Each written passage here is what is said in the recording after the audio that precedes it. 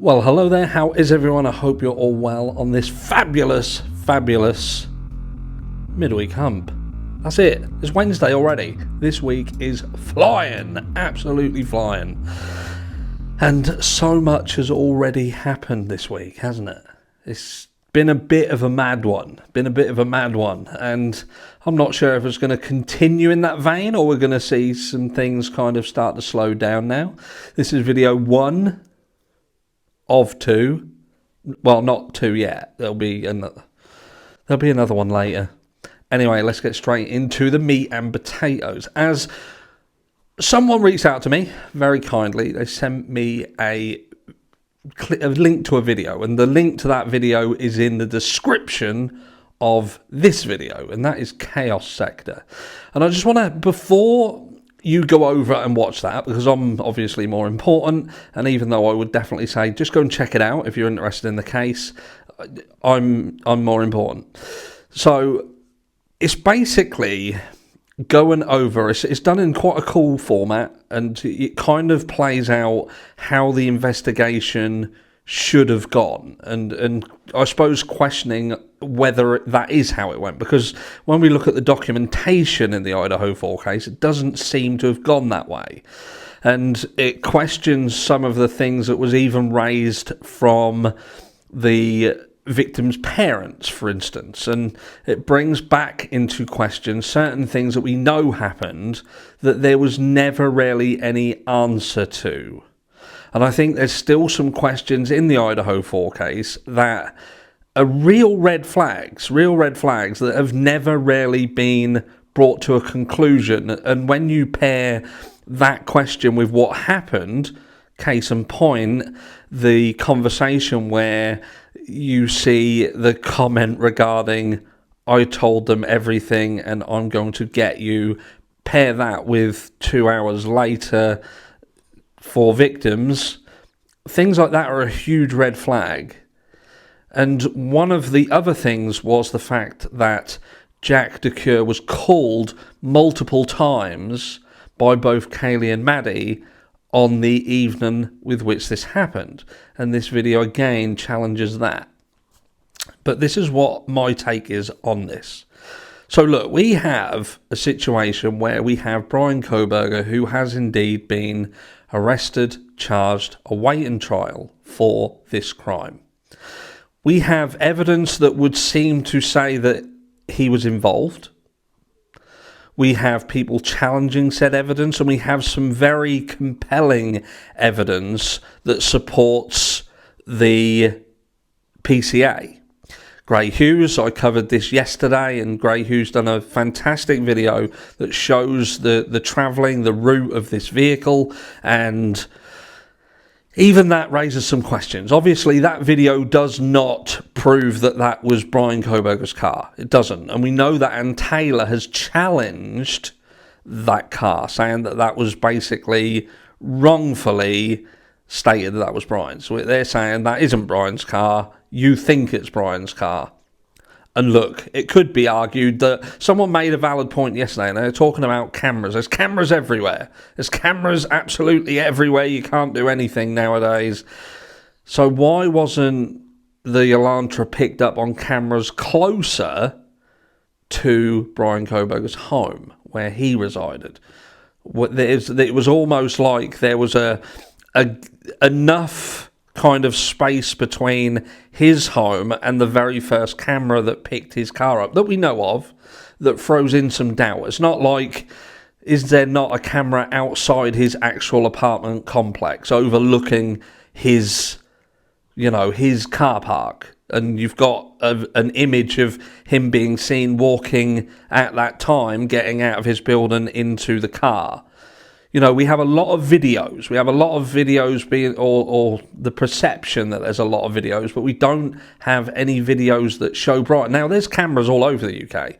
There's speed cameras, traffic cameras, there's average speed cameras, there's cameras that can pick up your tax disc from 2 miles away. That's right.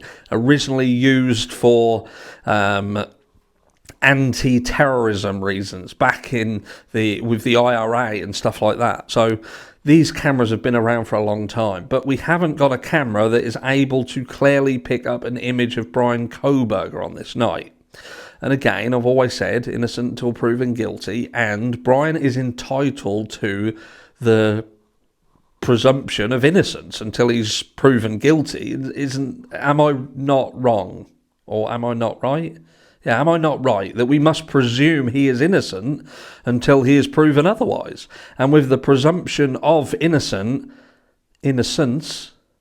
means that there could be someone else who's guilty. And look, everybody lost their minds when it was spoken about Bryan Kohberger.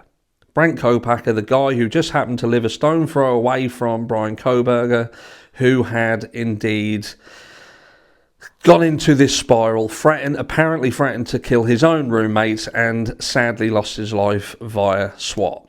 Now, this could completely be a complete coincidence. It could, of course it could. Some people have pointed out other things, that potentially Bryan Kohberger had done this for varying reasons, and they've spoken about life insurance and things like this. I'm not going to go down that route. It could have just been that something happened and he spiraled out of control. I know Brent's friend is coming to his defense, but it's interesting that this friend of Brent's, who knows him so well and spoke to him every day, has not really been able to explain what happened on this specific day. He doesn't know that he spoke to him the day before and that he was suffering. He doesn't, for someone so close, he doesn't seem to know anything. He doesn't seem to have a clue about what would have happened on this specific day. And I find that very interesting. He may have said, I just haven't seen it and I have been looking. So look, if we take Bryan Kohberger out of the equation and we accept that everyone's going to get upset if we mention Brent, then who else does it leave? Who else are we saying? Now, it could just be that someone completely random came into this area. But then I think to myself, but hold on, what if we then give credibility to the knife sheath and say that this knife sheath does indeed have something to do with the crime, and it does have Bryan Kohberger's DNA on it? Well, surely that then means that this is someone who is close to the area. It isn't just someone who's come from afar and come in and done this crime. It does mean that it is in fact someone who is local, because that's the only way that the touch DNA could have potentially got on this knife sheath. Again, you can't have your cake and eat it. If Bryan Kohberger's DNA is on this knife sheath, but you still want to have the presumption of innocence, then you still have to explain how his DNA got onto the knife sheath unless it was planted.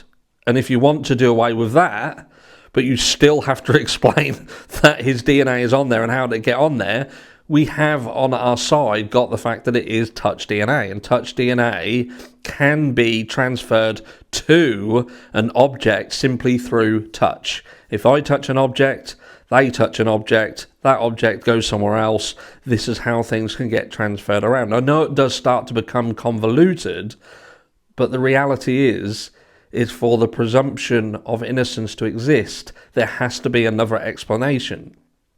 And I think that if you want to go down that route and truly look into the presumption of innocence, then the only thing that makes sense here, which allows Bryan Kohberger's DNA on that knife sheath but him to not be implicated, is that someone that everybody came into contact with did it on this night. And who could that potentially be? It's got to be... Now, Bryan could have attended a party, but so what they're saying is Bryan wasn't known, from what we heard. And Taylor is saying there was no connection to these victims. But that doesn't mean there wasn't a connection to Jack, for instance. Doesn't mean that there wasn't a connection to Ethan, for instance. We don't know that because Ethan's parents aren't saying anything. They keep him well out of it, and we just don't know. We seem to know that Bryan Kohberger frequented on at least 12 other times the area. He came into the area, didn't he? Well, just imagine if, say, Bryan Kohberger is coming into this area to purchase narcotics, and these narcotics somehow went through 1122 King Road. Doesn't mean they distributed directly, but just say someone who had bought them from them sold them to Bryan. And as Bryan's grabbed them, he's paid money or shook their hand, and this is how the DNA transfer comes about. Things like that are potentials. But again, it does then mean that whoever done this must have been part of this entire circle.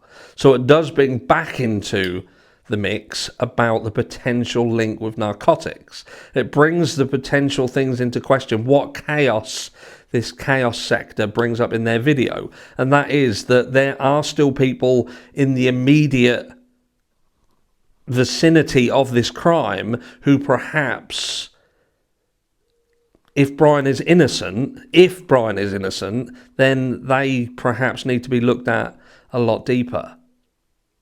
You can't have everything. You can't say that you believe in your laws, you believe in your constitutional rights, you believe that Bryan has the right to the presumption of innocence until he is proven otherwise, but then be completely oblivious to the fact of what that means if he is indeed innocent. Because if he is innocent, then someone else ain't. And if you don't want to believe it's Bryan Kohberger, then you have to look closer at home. And as Chaos Sector's video that you're going to go and watch after this, remember, there is snippets of what the families of these victims said. How they felt in their heart, that gut feeling. And if you don't remember, I'm not going to tell you what they say, because I'll ruin it. And I'm not here to ruin people's content or steal it. I'm here to just tell you it's worth looking and then thinking what I've said and how that fits into this video, because they work in unison. It's beautiful. It's beautiful. Like mine and Lawyer You Know's relationship. It's a beautiful relationship. He's lovely.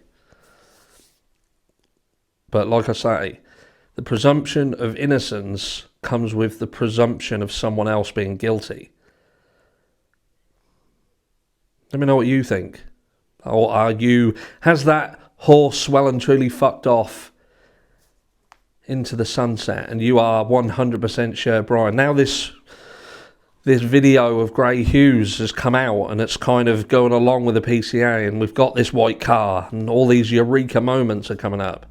Are you ready to put the bullet in the gun, ready for Bryan Kohberger? Or are you still believing in your constitutional rights and Bryan's? Let me know down below. Go and watch that video, come back, tell me what you think, and I'll catch you all in video 2 later.